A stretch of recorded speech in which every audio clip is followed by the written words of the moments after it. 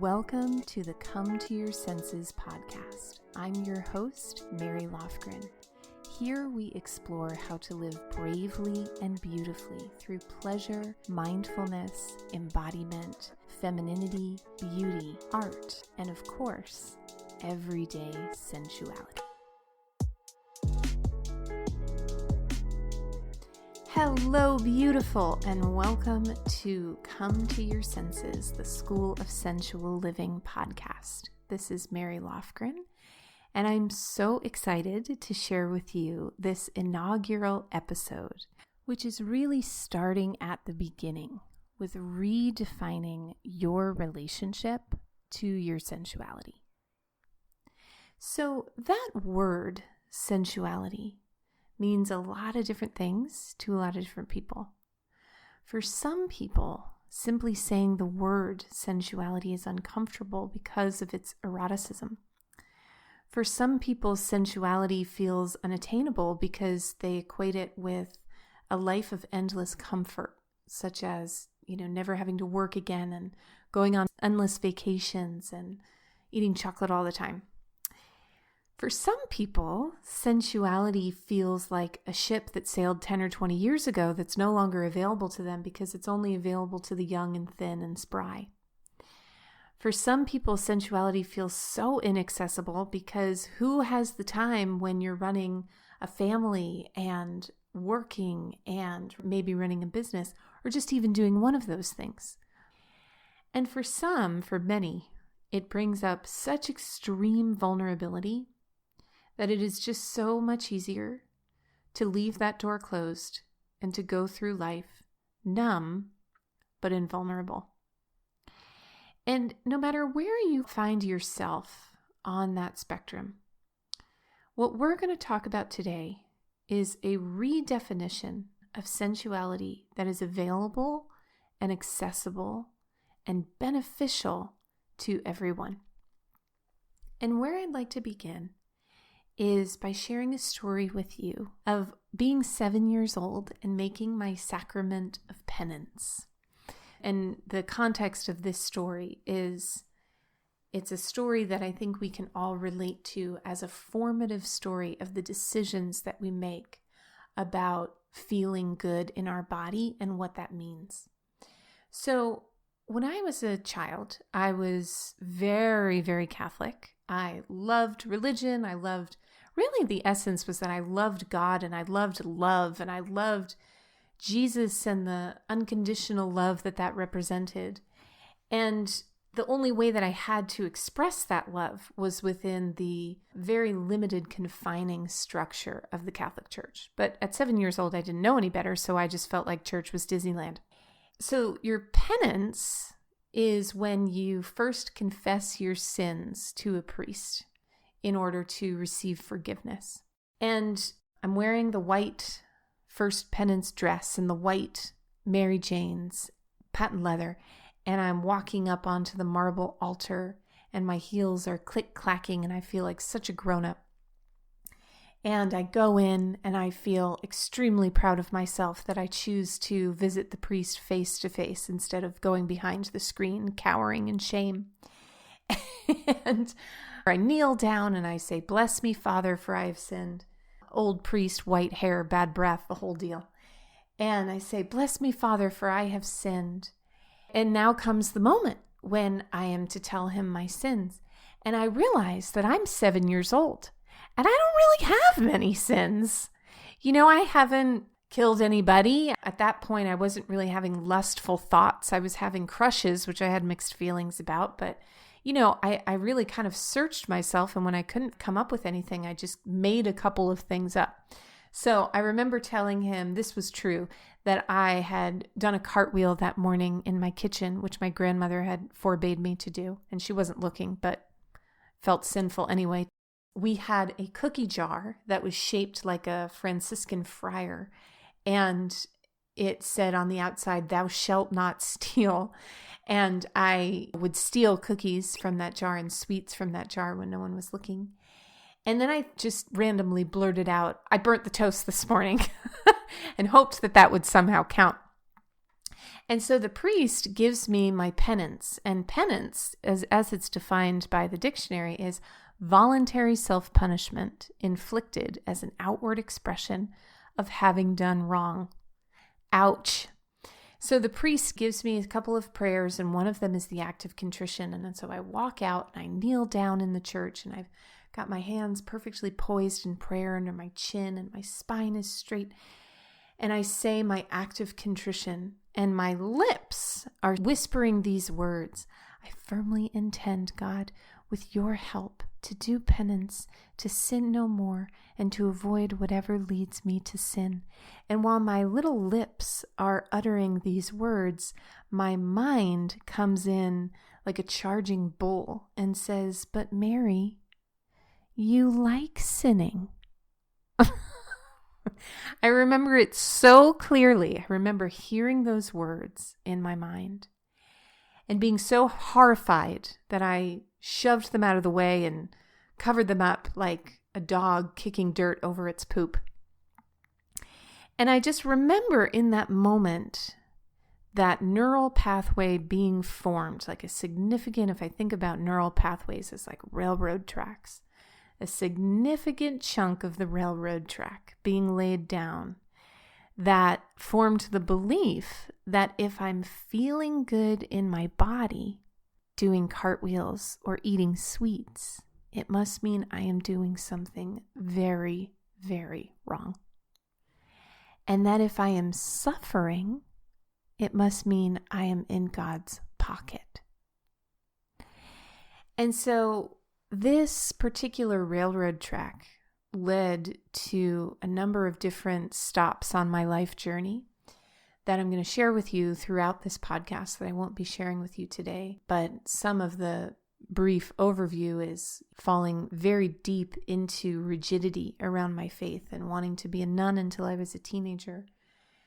Then falling into an eating disorder that almost took my life because I felt so much revulsion towards my own body and its sinfulness, to having a massive transformation around my sensuality and becoming a burlesque performer in New York City. For years, I went by the persona Kitty Cavalier, which is how you may know me from my previous work, and finding the deepest healing of my life in slapping glitter on my thighs and twirling tassels in front of an audience of 200 people. But where we find ourselves today is if I could take that whole journey and imagine that journey was like a bucket of sand that I then sifted and sifted and sifted for the most precious jewels. That's what I have to share with you today about redefining your relationship to sensuality, to one of redemption, communion, and imprinting the sacredness of life into your cells through your senses. And so, as I shared at the start, it's a lot less vulnerable to go through life numbing ourselves to sensuality than it is to open ourselves to it. To illustrate that, I want to share with you a quote from one of my favorite mindfulness teachers, Susan Piver. So Susan says, "When you open your heart, you don't know what's going to come in. You don't get to choose in advance. If you've already chosen, your heart is not open. The open heart can't be controlled. You can't predict it. It actually predicts you." And for me and the thousands of women that I've worked with in my community, which has evolved over time but is currently called the School of Sensual Living, this is really the essence of what sensual living and sensuality is. A way of living with an open heart through the tenderness and the beauty and the wonder and the humanity of your body. Sensuality is also a profound way to heal and recover from trauma. When you are in trauma, whether that's big T trauma or what we call little t trauma, big T trauma might be being attacked or being in war. kind of traditionally what we associate with traumatic experiences. And then there's little t trauma, which are things like what happened as a child that may not seem super traumatic to the outsider's gaze, but like me, kneeling, saying the act of contrition for burning the toast, created belief systems that keep you in a state of fight, flight, freeze today. And when we are in fight, flight, freeze, or some of the more advanced phases of a trauma response, which again, we'll talk about in future episodes of this podcast, because it's really important to understanding your sensuality. Being in your body can be unbearable. And yet, the practices that we use to help recover from trauma, such as orienting, noticing what you see, what you hear, what you taste, what you feel, taking deep breaths, all of these are simple practices to use your senses to help your mind tell the difference between reality and what is happening right now and what has happened in the past. So when it comes to this different expression of sensuality that is not about a sexualized experience of sensuality, but it is more the everyday experience of being in your body, the most common question that I get from students, from clients, and from just people I meet at cocktail parties is, how do I stay sensual when life is so busy? It's easy to have a sensual experience if you're on vacation on the beach, or if it's a Sunday afternoon and you have no plans and you're curled up with a book. But how do you stay sensual when you've been working for 10 hours and you have to come home and make dinner and deal with your screaming children? How do you stay sensual when you've been at the office under fluorescent lights all day? So there's two ways to answer this question.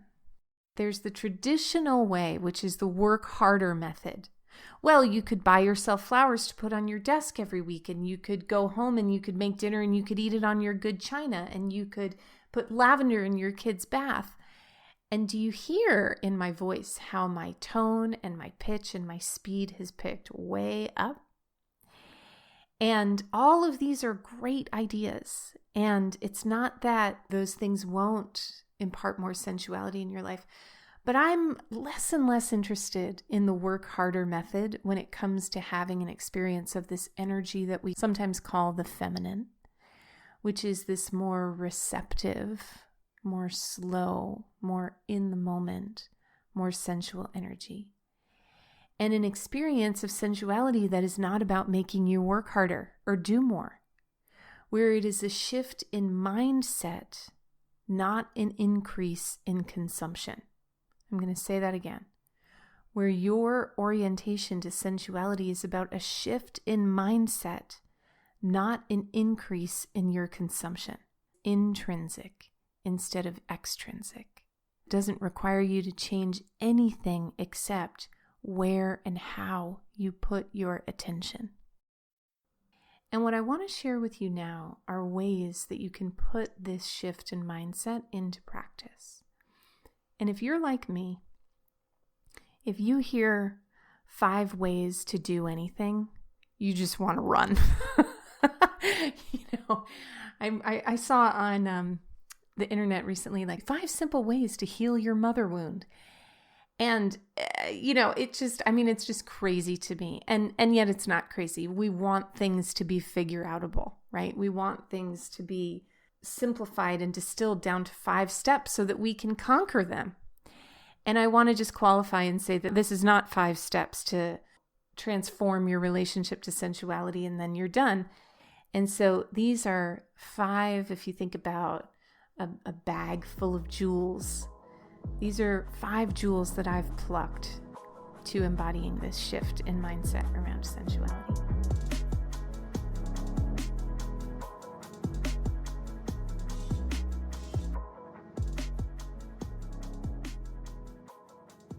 So the first has to do with slowing down. And slowing down is something you hear about a lot these days. I need to slow life down. Everything's going so fast. I got to slow down. I just can't seem to slow down. It seems like you hear that from everybody. And it's almost like slowing down becomes this other thing that we now have to add to our list. It's It's not enough that we have a million things. Now we have to add doing them slowly in order to do them right. And what I would like to offer you is a really simple tool that you can use to bring that slowness in, independent of what's happening in your life. And that is to physically slow down your gesture, your walk, and your speech.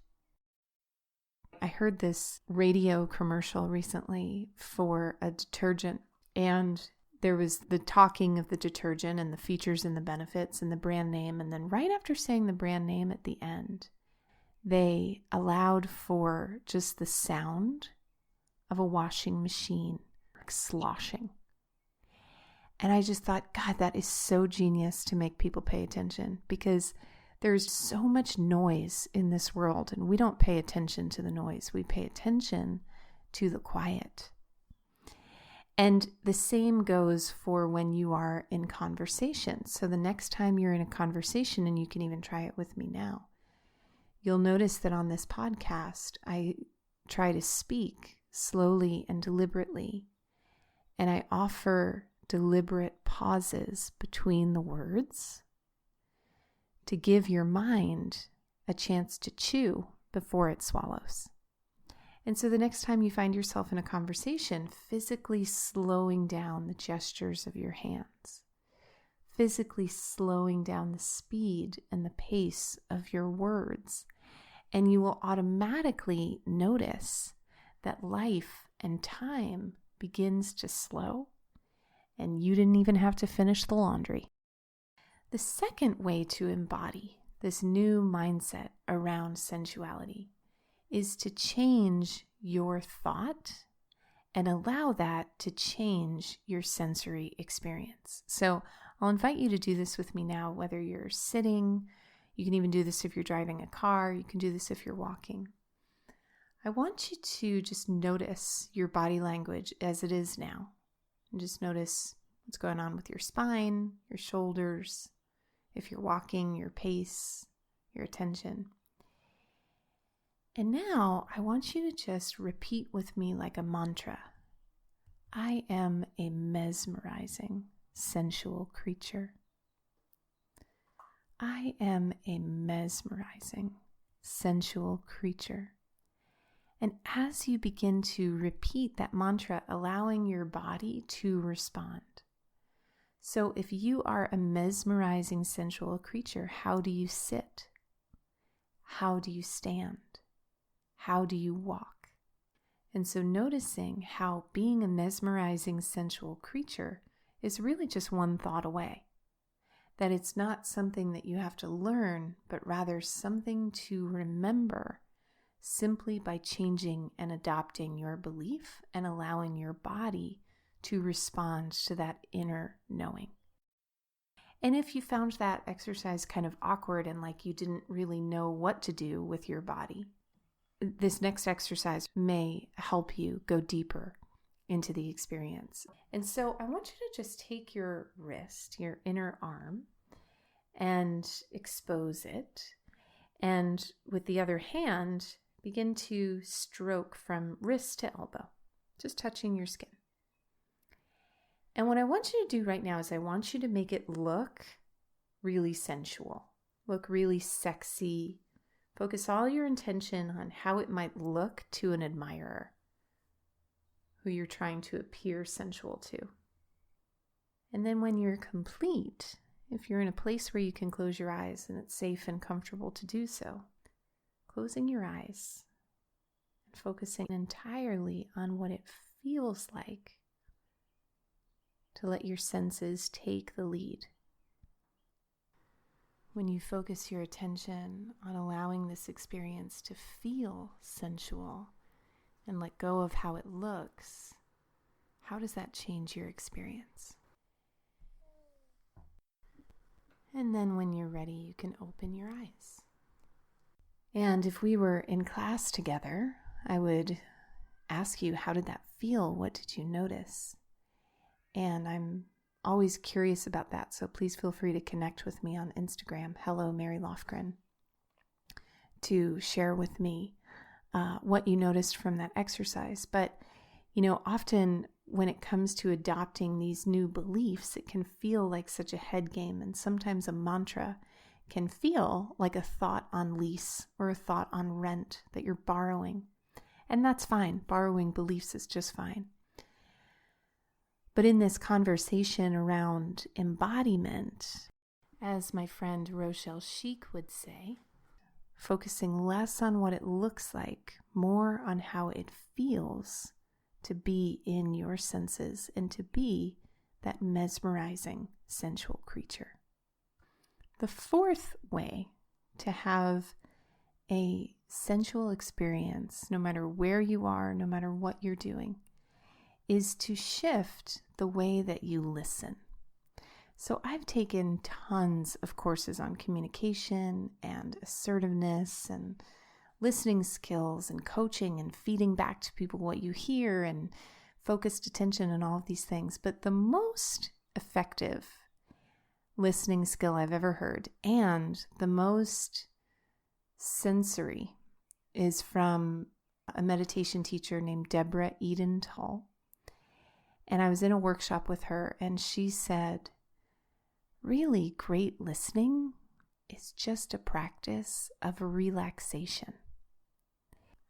And that technique alone, as someone who has a ton of dissociation pattern in my system, that's really kind of at the locus of why I do this work and why it's so powerful for me is it's really easy for me to vaporize, especially in a socially tense or anxious situation. And when I vaporize, it's like my body is there, but my mind is in a completely different place entirely, and I'm kind of floating above. And this technique alone has completely revolutionized my communications and my ability to feel safe and secure in new social environments. So I highly recommend next time you find yourself in a conversation and you notice yourself flying away or your attention is departing, trying out this practice of having your listening skills be directly proportionate to your willingness and openness to relaxation in the moment. And then the fifth tool of how to embody sensuality from the inside out is to perform a deliberate act of beauty. So we spoke earlier about how there's the hard work approach and the more intrinsic approach of sensuality. And the truth is, about 80% of sensuality is intrinsic. And then there's that 20%, maybe it's more, maybe it's less, I think it really depends on the person, that is very much environmental. So to give you an example of that, I grew up in a home where there was a lot of mess and a lot of just, like in order to survive in my home, I had to really shut down my senses. Environmentally, it was not safe for me to have a sensual experience because of smell and because of sight and because of touch, because there was this abundance of mess. And so it didn't matter how willing I was to open my senses. My nervous system was like, no go, doors closed, And one of the most lubricated, for lack of a better word, ways that we can help to open our senses and create a sense of safety within is through the deliberate addition of more beauty into our lives. And so you hear tools and tips like having flowers on your kitchen table or putting on lipstick, even if you don't feel like it, even if you feel like nobody's going to see you. Lipstick is an empowering practice for you. Or, right now as I'm recording this, it's during the quarantine and everybody's working from home in their pajamas with unbrushed teeth and doesn't know why they're not able to focus. And beauty rolls out the red carpet for us to have a sensual and relaxed experience. And so to take all of that I just shared and place it in a neat little bundle for you to take with you. I'm a Virgo. I'm very into neat bundles. We have, first, when it comes to slowing down, literally going slower in your speech, in your walk, in your gestures. We have adding a mantra such as, I am a mesmerizing sensual creature, and allowing your body to respond and embody that thought. We have relaxed listening. We talked about focusing less on how it looks to be sensual and more on how it inherently, innately feels in your body. And finally, to start simply with a deliberate act of beauty. It has been such a joy and pleasure to record this inaugural episode. And if you enjoyed it, I would be so grateful if you would be willing to leave me a review. As a new podcast, we really depend on your reviews. And so you can leave me a review on iTunes. There's actually a video. If you go to schoolofsensualliving.com/review, you'll see a video of exactly how to leave a review. And I would be so grateful to hear your thoughts, your comments, and your experiences with the podcast. See you next time. For more tools, inspiration, and community in the art of sensual living, head over to schoolofsensualliving.com. There you'll find a free course in how to embody genuine confidence through the secrets of powerful feminine body language. Go to schoolofsensualliving.com/confidence to check it out today.